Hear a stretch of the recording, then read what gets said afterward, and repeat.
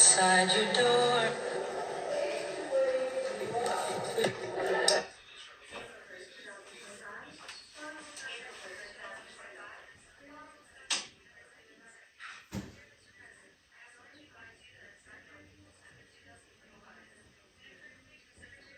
The clerk will unlock the machine, members cast the roll.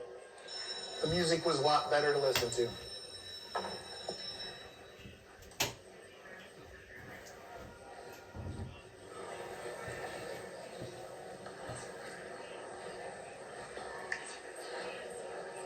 Boyle. Galaviz. Clerk will lock machine, record the roll. Oh my goodness, you guys.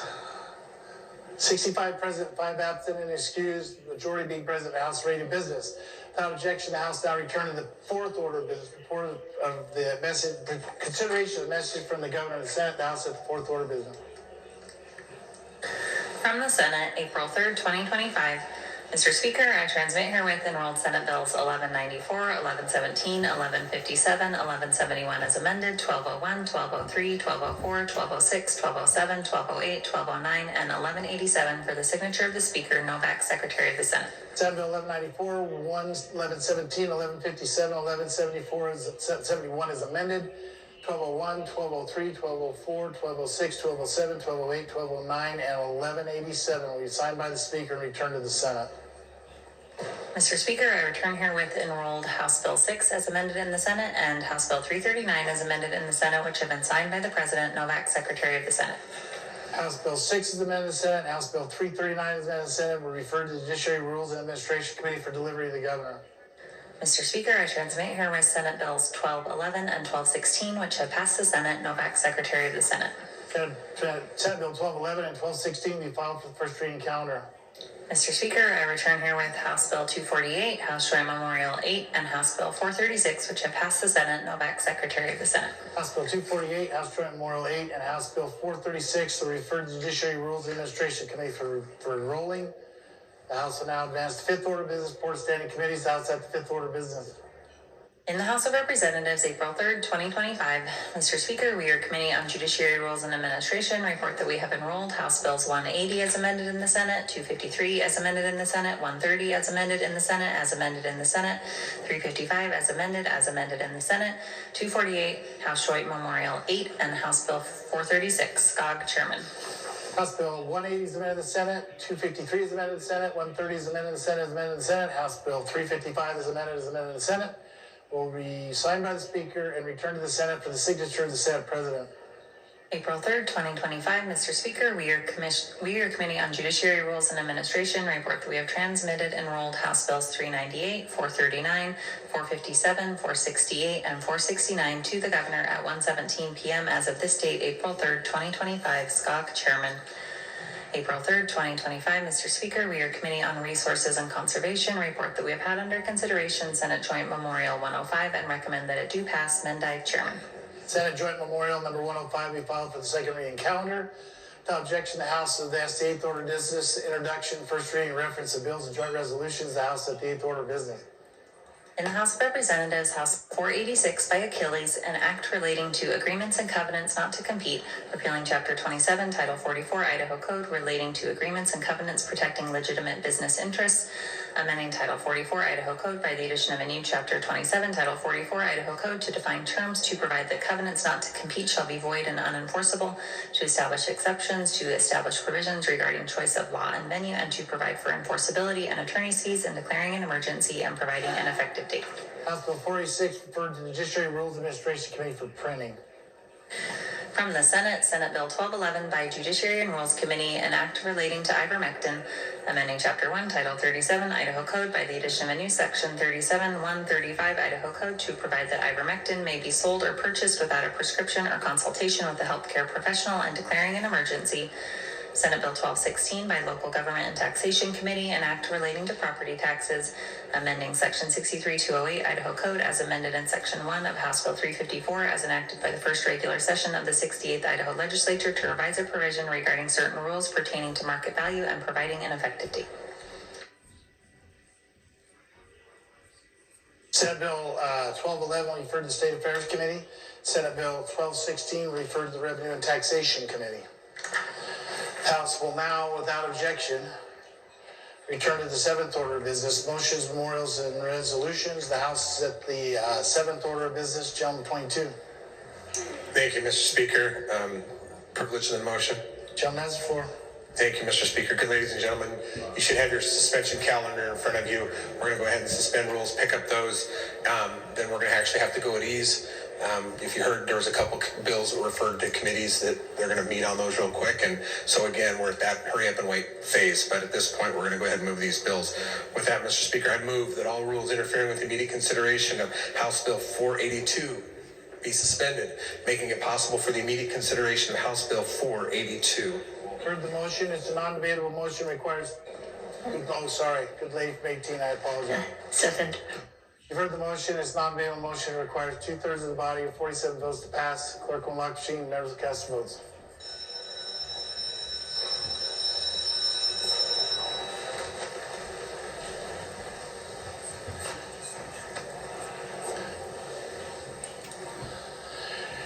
Has every member voted? Representative Skog. Has members changed their vote? Clerk will lock the machine and record the roll.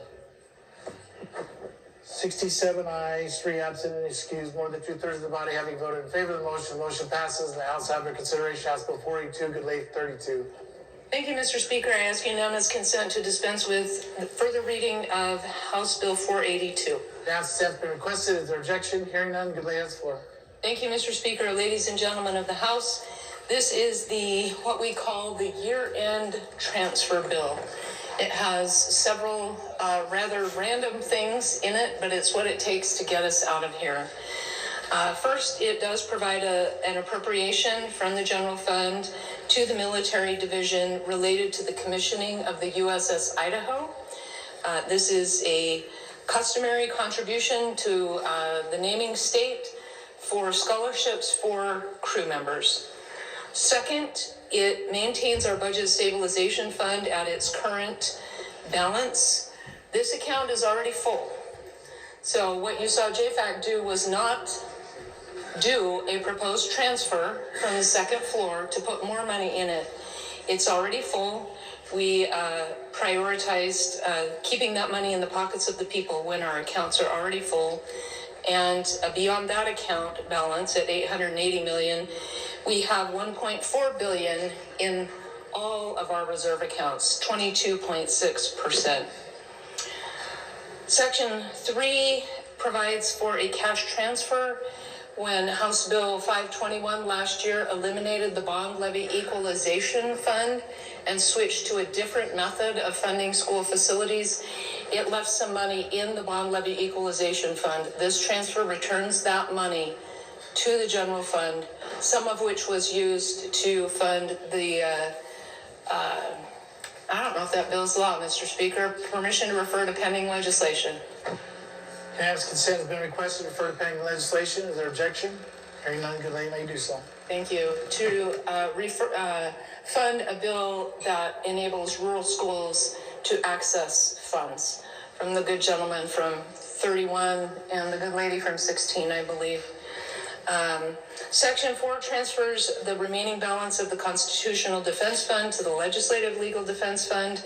It's approximately $1 million, and it hasn't been used since 2022. Section 5 is a complicated accounting fix, but when we passed House Bill 1 in the 2022 section, which took $330 million from the sales tax revenue and deposited it in the public school income fund, it bypassed the general fund. We've been having accounting nightmares ever since because it looked like we were cutting public school funding because it didn't go into the general fund, went straight into the public school income fund, when in fact we had increased that funding. So our auditors account for it as general fund, so that's just a cleanup accounting issue.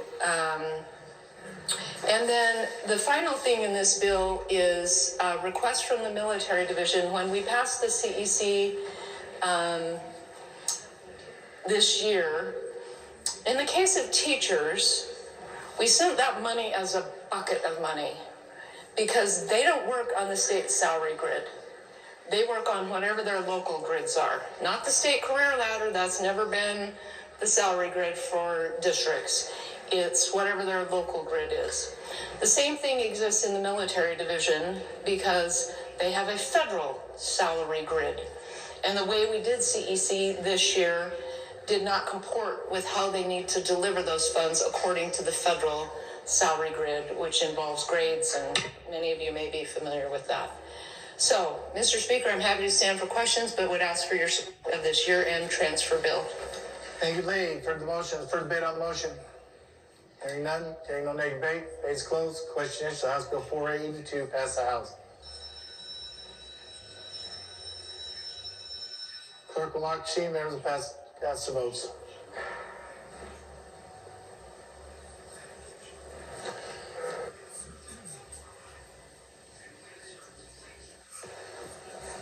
Has every member voted? Harris. Has any members changed their vote? Clerk will lock machine and record the vote. 68 ayes, 2 absent, excused. Majority having voted in favor of House Bill 482. House Bill 482 is passed. House. Correction title. No correction to title. Hearing none, the title is approved. Bill will be transferred to Senate. Gentleman 22. Thank you, Mr. Speaker. Ask unanimous consent that the roll call used for suspension of rules on House Bill 482 now be used for the suspension of rules on House Bill 483, making it possible for the immediate consideration of House Bill 483. Answer has been requested. Is there objection? Hearing none, the roll call used suspension of rules on House Bill 482 are 67 ayes, 3 absent, excused. The rules are suspended. The House under consideration. House Bill 483 to Gentleman 24. Thank you, Mr. Speaker. I request unanimous consent for a happy ending to the reading of House Bill 483. Unanimous consent has been requested. Is there objection? Hearing none, gentleman has the floor. Thank you. House Bill 483 is a state liquor division, and what they do is distribute and sell liquor. The first request was for a pay increase, which would be an equivalent increase for part-time staff. They're at $18 an hour. That'll get them to $18.45, and currently they have 80% turnover. And what happens because of that? They shorten store hours. They have short-staffed store hours, and so it's inefficient in terms of what function they're supposed to be performing. There's a shrink wrap expense that's been quite a debate, but it is part of a packaging shipping system that saved about $1.1 million, and it is part of that system to make it work effectively. They wrap the stuff, put it on the truck, ship it, and it reduces damage and keeps people from walking off with liquor. The website was to meet ADA requirement. Hard to dodge that one. The replacement items or stuff that they need there's been quite a bit of discussion about it, and I feel like that's a real need. Remember that this is statutorily required. The reductions took this budget down from a 7.3% to a 4.8%. And this is all dedicated money. This functions on its own. There's no general funds or federal funds involved. So if you want to save some money, get your green light out on this bill. Thank you. Any gentlemen heard the motion? Is further debate on the motion? Hearing none, hearing no negative debate, debate closed. Question is, House Bill 483 pass the House. Clerk will knock machine, members will cast their votes.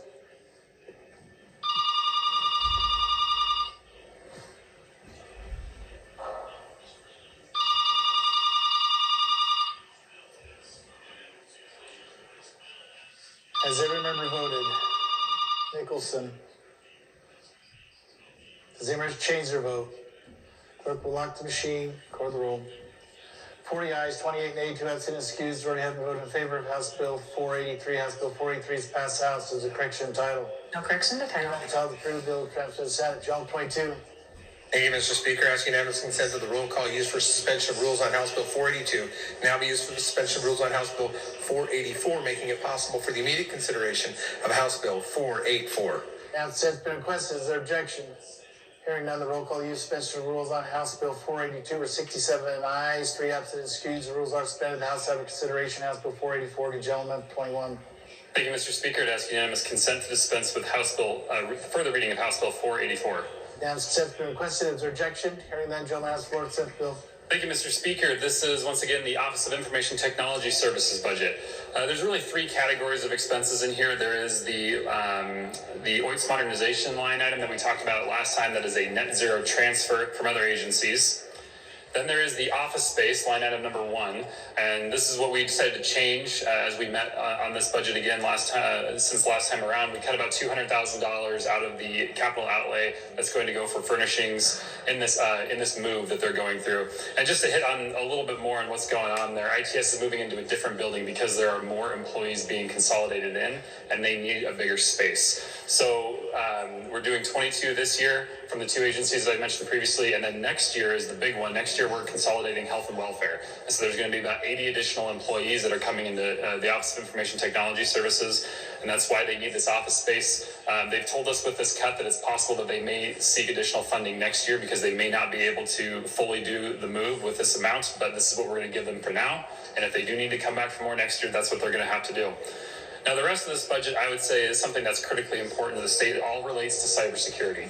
We all know that there's a lot of threats out there, and our IT staff are the people that are fighting them on a daily basis. Every single day, you've got hackers from North Korea, China, all over the world that are trying to break into Idaho's information technology systems and get our data from all of our state agencies. All of these line items here are essential to making sure that the people that are doing the work of making sure they can't do that have the tools that they need to do their job. So with that, Mr. Speaker, I'd be happy to answer any questions and would ask for a green light. For the motion, for the debate on the motion. Hearing none, debate is closed. Question is, shall House Bill 484 pass the House? Clerk will lock machine, members will cast their votes.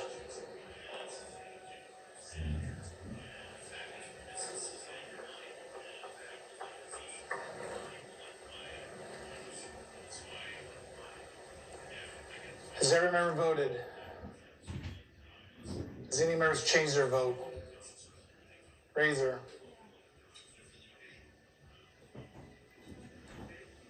Clerk will lock the machine and record the roll. 41 ayes, 27 nay, 2 absent excused. Majority having voted in favor of House Bill 484. House Bill 484 has passed the House. Correction title. No correction title. Hearing none, title approved. Bill will be transferred to the Senate. Chapter 22. Thank you, Mr. Speaker. Ask unanimous consent that the roll call used for suspension of rules on House Bill 482 now be used for the suspension of rules on Senate Joint Memorial 105, making it possible for the immediate consideration of Senate Joint Memorial 105. Now, consent has been requested. Is there objection? Hearing on the roll call use suspension rules on House Bill 482 were 67 ayes, 3 absent excused. The rules are suspended. The House under consideration. Senate Joint Memorial 105. Good gentleman from 1. All right, thank you, Mr. Speaker. Request unanimous consent to stop for the reading of Senate Joint Memorial 105. Now, consent requested. Is there objection? Hearing that, gentleman has the floor. Thank you, Mr. Speaker. Lake Pend Oreille is a jewel of North Idaho, very important issue for us in District 1, and actually I'd say the northern part of the state. The state of Idaho has had a water right on Lake Pend Oreille for 100 years. Back in the 50s, our state trusted our federal government to build a dam on the Pend Oreille River and add 11 feet to the elevation of Lake Pend Oreille. Ever since then, we've argued with our Corps of Engineers about the amount of time that our lake level has been held up. If you think about 11 feet is a pretty high elevation for a lake to rise and fall, especially if you have homes and marinas and docks around the lake. So this resolution essentially calls upon our federal counterparts to get it in gear. And what's the problem? The Albany Falls Dam, built 70 years ago, has metal spillway gates that are 20 years past their useful life. They've identified problems with the spillway 2 years ago. They're coming up with a design that should be ready a year from now, and it could be up to 6 years to remedy this problem. So what does that mean? That means our lake level is not held up to the highest point, and it's held up for a shorter distance because we have problems, obviously, with snow runoff in North Idaho. So It's been said that our local economy rises and falls with the elevation of the lake. That's what this memorial is all about. It's about encouraging our federal counterparts to get it in gear, get our dam fixed, so we can get our lake operations back to normal, our economy can get back to normal, and then we'll bicker about the lake level as well sometime in the future. But for the time being, we need to get our dam fixed. So I appreciate your time, and if there's any questions, please let me know. Heard the motions. Further debate on the motion. Hearing none, base closed. Question on Memorial 105 pass the House. Since it does not expend money, unless there's an objection, there'll be a voice vote. Hearing none. All those in favor say aye. Those opposed say nay. The motion passes, and the Senate Joint Memorial has passed the House. Is a correction to the title? No correction to title. Hearing none, the title is approved, and Senate Joint Memorial 105 will refer to the Senate. Return to the Senate.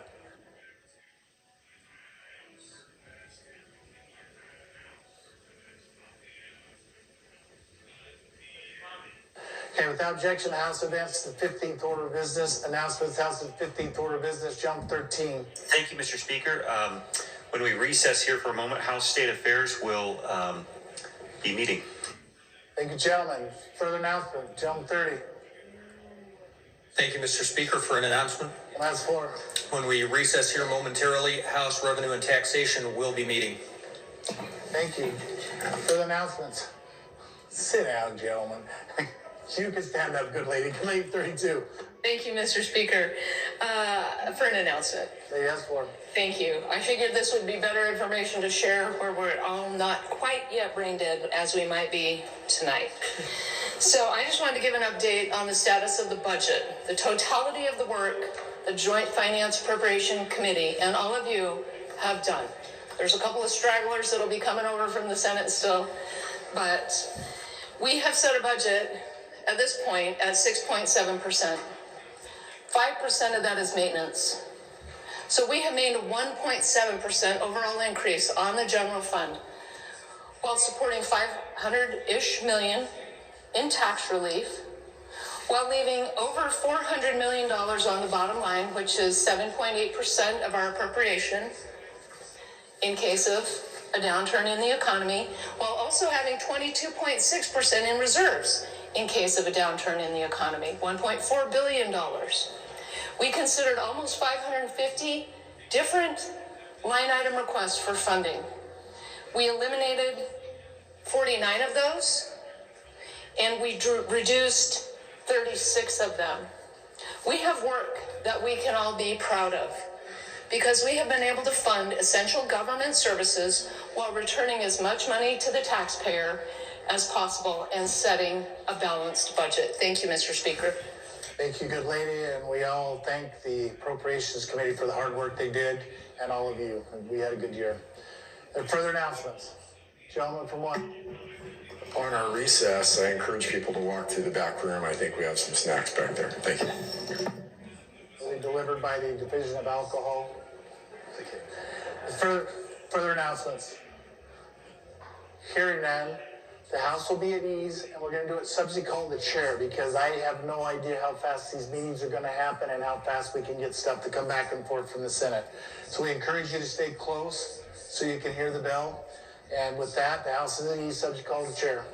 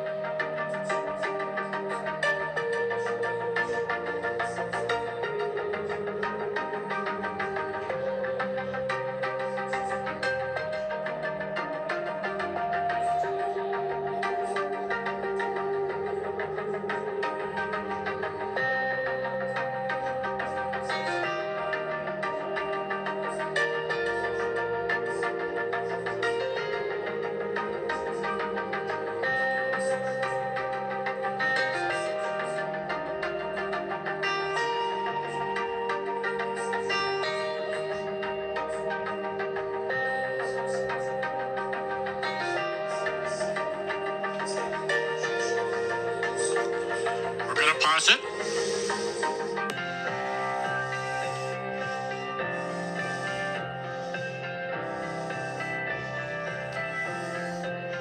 Get done.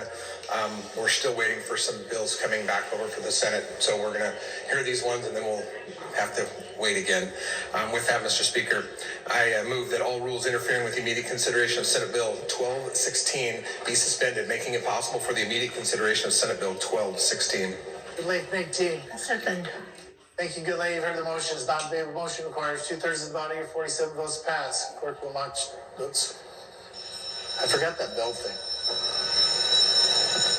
Clerk will not change members of cast votes.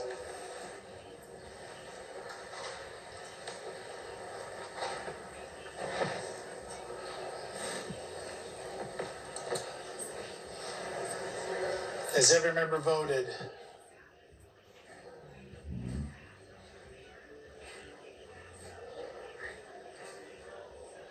Clerk will lock the machine and record the roll. 59 ayes, 11 absent and excused. More than 2/3 of the majority having voted in favor of the motion. The motion passes and the House will now have under consideration Senate Bill 1216, Gajam 21. Thank you, Mr. Speaker. I ask unanimous consent to dispense with further reading of Senate Bill 1216. Now it's been requested. Is there objection? Hearing none, Joe asks for. Thank you, Mr. Speaker. While we're at it, since it's a trailer bill, can I have ask unanimous consent to refer to pending legislation? Now it's been requested. Is there objection? Hearing none, gentlemen can refer to pending legislation. All right. Thank you, Mr. Speaker, and good body. So this is a trailer bill to House Bill 354. It used to be part of House Bill 435, but then we broke that apart because, well, for several reasons. And we just turned some of it into 479, which we passed unanimously out of here. What this one does in Senate Bill 1216, it goes back to the assessment ratio for the assessors assessing property. It was a compromise. The Senate didn't like what we sent them. We told them, if you amend it, we're not going to like that. They amended it. So we're back here. So what we compromised with, we got language and we worked with the assessors and the tax commission to come up with, so the range of assessed values will still be within the 90 to 110. But the piece that's new in here is that within the different categories, they have to be within 5 percentage points of each other. So if, let's say, residential comes in at 98% of market value, then commercial needs to be within plus or minus 5, so between 93 and 103. So this is to help have less gaming between different types of categories of property. So happy to answer any questions, and with that, I'd ask for your green light. Further motions, further debate on the motion. Hearing none, hearing no negative debate. Debate is closed. Question shall Senate Bill 1216 pass the House.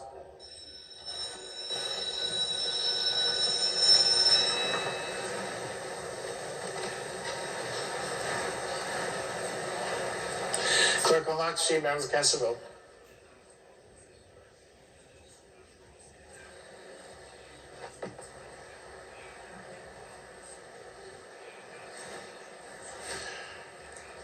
Has every member voted?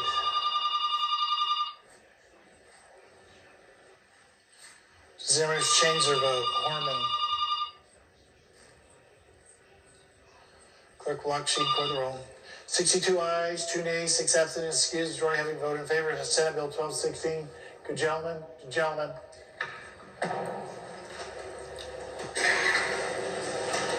62 ayes, 2 nays, 6 absent, and excused. Majority having voted in favor of Senate Bill 1216. Senate Bill 1216 is passed the House. Is a correction title. No correction to title. Hearing none, the title is approved. Bill will be transferred to the Senate. Jump 22. You can come in now.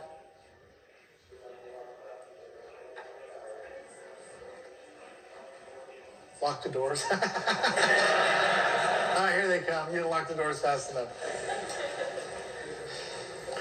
Welcome. Jump 22. Thank you, Speaker. I ask unanimous consent that the roll call used for suspension of rules on Senate Bill 1216 now be used for the suspension of rules on Senate Bill 1211, making it possible for the immediate consideration of Senate Bill 1211. Yes, that's been requested. Is there objection? Hearing none, the roll call used. Suspension of rules on Senate Bill 1216 were 59 ayes, 11 absent and excused. The rules are suspended. The House under consideration. Senate Bill 1211. Good gentleman, 3. Thank you, Mr. Speaker. I ask for unanimous consent to dispense with further reading of Senate Bill 1211. Now, it's requested. Is there objection? Hearing none, gentleman has the floor. Consent the bill. Thank you, Mr. Speaker. I would like to declare a Rule 80 as I do own retail pharmacies. Senate Bill 1211 comes to us. The declaration will be noted in the journal. Gentleman can continue. Thank you, Mr. Speaker. Senate Bill 1211 comes to us. It's dealing with over-the-counter ivermectin here in the state of Idaho. Ivermectin is FDA-approved safe drug. It's actually the World Health Organization called ivermectin a wonder drug because of the vast amount of benefit it's had worldwide. In 2015, it actually won the Nobel Prize for Medicine because of all the good work it's done throughout the country. I believe that allowing for ivermectin over the counter would be a very big benefit to the state of Idaho and to the patients. It would actually improve access in rural areas. As we know that it can be difficult to find a doctor at times or schedule an appointment. Having it available over the counter, they would still have to meet and consult with a pharmacist on dosage and how that would work, but they would be able to access those therapeutics much easier. It actually, I believe, is a free market solution and reduces the unregulated use of it, because right now we know that people are using ivermectin, but oftentimes they're getting it from an online source, foreign pharmacy, or possibly using veterinarian items for ivermectin. So I think that this is also at the heart of this. It's really upholding patient autonomy and the choice.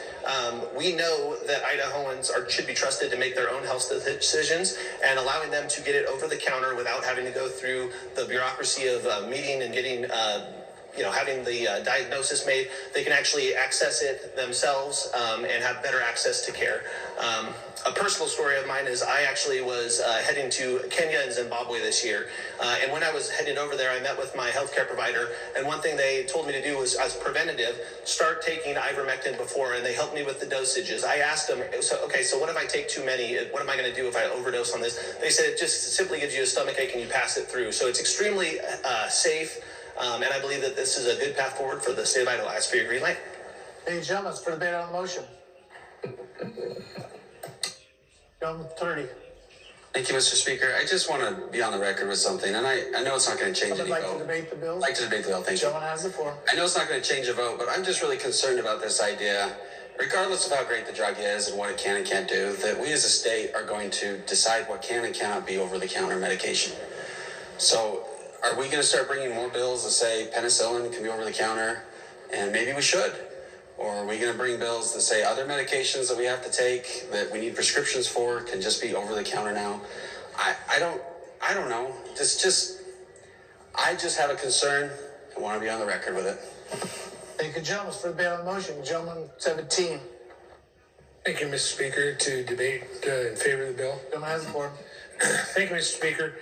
You know, the interesting thing about this drug is that it is not, I don't think it's been FDA approved for a lot of different reasons, for a lot of different diseases, although it may be for a couple of them. But the interesting thing about it is that people are going different places. They're going to their veterinarians or going to their feed stores and buying this stuff, and they're using it. And it does make sense to me that it would be better to have it in a more organized fashion, in a more where the dosages are clear, and where people are probably going to be able to use it more safely. And it reminds me of medical marijuana because it's the same argument. It is. It's the same argument. It's like,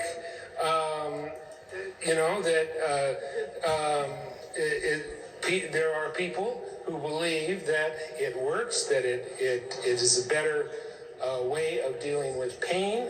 I have a couple of friends in other states who use it, who believe in it for their arthritis and for some of their other maladies. And it's kind of the same principle. And so for that reason, I'm going to vote for the ivermectin bill and let people control make their own medical decisions regarding the remedies that are best for them. For the motion. Gentleman 26. To debate, please, sir. Gentleman has the floor. And only about ivermectin. That'd be very nice. Yeah, I was going to have a comment on that, but I thought I better shut up. Go ahead, continue, gentlemen. As the dairy guy, cattle person, I've administered bunches of Ivermec. And the World Health people were right. It's quite the wonder drug. It kills everything inside and outside. Fleas on a cow's back, heartworms, you name it. It cleans everything out from one end to the other. The sad part with this is line 16 of the bill, it says without consultation. I had a couple acquaintances when COVID first hit, and it's always been available over the counter at feed stores. They went down and grabbed what I would assume would be about a dose for a 1,200-pound horse, and the paste, some of them, when they sit on the counter for a while, they settle out between the carrier and the active ingredient. And the long story short is, those guys aren't with us anymore. You need your liver. And too much Ivermec, it kills your liver. There's a few things inside you really got to have, and your gizzard is one of them. And sadly, this is assuming that Ivermec is a wonder drug. Maybe it is, but the dose really, really matters. And turning it loose for somebody to go home and take I'm making it up, but what you'd give a large animal and giving it to their kids, kids need their liver. And sadly, we all have a little bit of a horse in the race here, if you'll excuse the saying. When these things don't go well, people show up at the emergency room, and we all have to pay for it. So there's nothing wrong with Ivermec, but it needs used really, really correctly. And just shoveling it over the counter, frankly, that's not it. Way to go, very good. It kills bugs. It doesn't kill viruses. A couple of weeks ago, I actually it's an went antibiotic. to a local feed store here in the valley, and I was looking at that. I was going to buy some. I didn't know about this bill was going to come forward, and I'm looking at it in the big syringe paste tube or the bottle for injection, and I was like, well, which one would I buy? Well, wait a minute. How much would I take? I had no idea, so I didn't buy any. I want to be able to buy it and use it for myself and my family. So this is a really good bill to be able to put ivermectin over the counter to the general public. Glenn Beck tooted this on his to his 49 million listeners, and he got it in his lungs twice. Thank you. It's a parasite. It's little bugs. It's not a virus. There's a difference between parasites and a virus. We have all kinds of over-the-counter drugs that are dangerous for you. Tylenol, for instance, will take out that same lizard, gizzard, whatever. It'll Google. So Mayo Clinic. I support this piece of legislation. Viruses. Thank you. President on motion. Good lady for 15. All the Tell us about our gizzards. pharmacists were against this thing. First, I guess, declare Rule 80 because I have prescription authority. Your declaration will be noted in the journal. Thank you, good lady. Thank you. First, I'd like to just start off by... You'd like to debate the bill? Yes, thank you. I'd like to debate the bill now. The lady has the floor. I'd like to first start off by saying I do feel like this process would have benefited from just a couple of more days of me pondering this. I did read the bill about 10 minutes ago, so... yeah, that's because he just introduced it yesterday. Off the top of my head. In Guthrie's Senate State Affairs Committee. Side effects, right? We got nausea, vomiting, loss of appetite, stomach pain, jaundice, confusion. That's all if you take too much. On the back of the bottle, it does say take 1 to 2 every 4 to 6 hours, not to exceed X amount. Incredible. Depending on if it's a 325 X amount, right? So it does tell you on the back, but anybody can take as much as they want. You can take a whole handful, but it does say on the back of the bottle how much to take. Ibuprofen, interestingly enough, or Advil, whatever you want to call it. Yeah, false narratives, right? Call it your vice. 200 milligrams. You know, I'm speaking out because I had polio when I was a kid, and polio is a virus. Smallpox is a virus. More nervous because you can get bleeding ulcers. Ivermectin doesn't do anything with viruses. So again, lots of this is a false narrative. Ivermectin, interestingly enough, the worst side effect is upset stomach. People who know virologists, they know that ivermectin is not going to kill a virus. It's too little. But here's what I've noticed in the last few years of ivermectin being used the most commonly in humans is and this is the anti-vaccination movement. You know, over-the-counter horse medicine. They tell me I take an eraser ball. No idea what that means, by the way. Fox News and Hannity, Beck, Savage, and Beck. Dr. Gorka, the Russian that immigrated in 1992 from the Soviet Union. It's on KSEI in Pocatello. I believe that's how it's going to be. Whether it's a 3 milligram capsule, I don't know, 4 milligram capsule. I'm not sure what's going to be. The Rotary donates about $50 million a year to the Bill Gates Foundation to eradicate polio. Well, with this anti-vaccination thing that's going on, we got measles now, and polio will start showing up. Anybody can abuse any medication you buy over the counter. And this is this is incredibly irresponsible You can get a bleeding ulcer for this bill that Senator Anthem brought into the Guthrie's the State Senate Affairs Committee, and now this bill is S1211 is right now being considered in the House. It's incredible. Lady, further debate on the motion. Hearing none, John 3, care to close debate. Talk to any doctor about Speaker, this. I appreciate the debate. I think to the point of the good lady from 15, having some sort of control for human consumption around this is going to be very beneficial. The FDA approved amount for oral application is 3 milligram tablets, and it's based on your weight, which would be completely labeled on that as well. So I'd ask for your green light. Thank you. Yeah, right. Yeah, you're a medical expert, Redmond.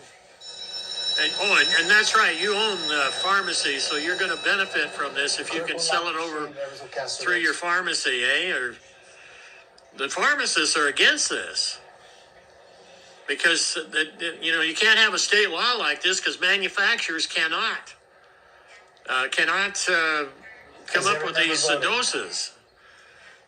Does any member wish to change their vote? You're going to create a black market. Clerk will lock the machine and court prepare. Crane 13 votes aye, Birch votes nay.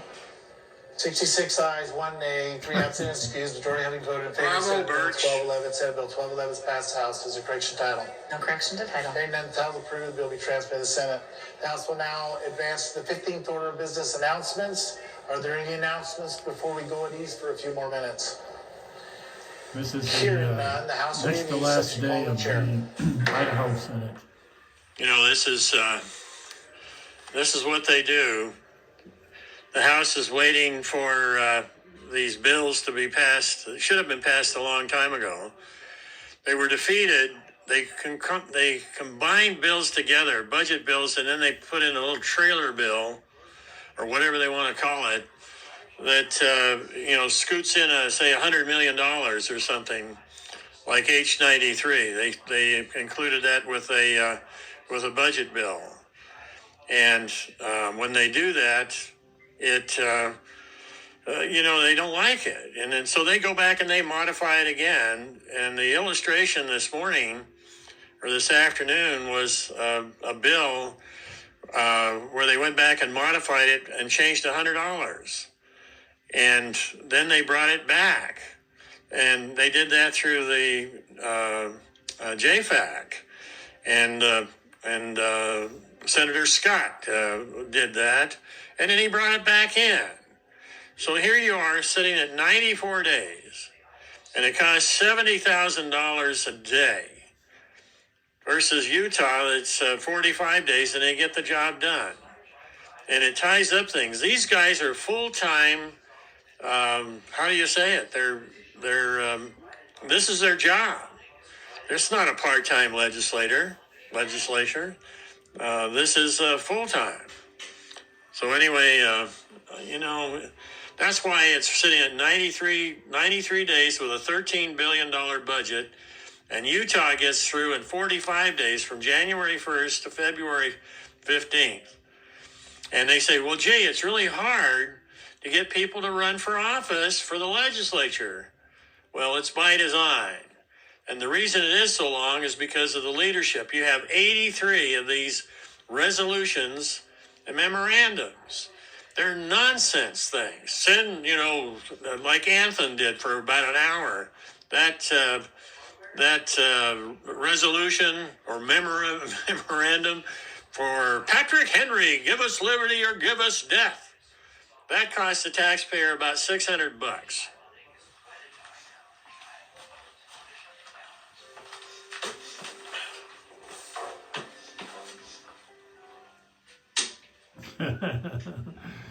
Well, I think this is about it. When they came back, the audio wasn't there, so this is the next to last day in the afternoon, and what they've done is they introduce bills in the morning into the State Affairs Committee, either Guthrie State Affairs Committee or Crane 13's State Affairs Committee, and then they bring them out on the floor, and they have amendment to amendment to amendment to amendment. It's bills that they had passed earlier, but they didn't have strong support, so they brought it back modified and got more votes that way.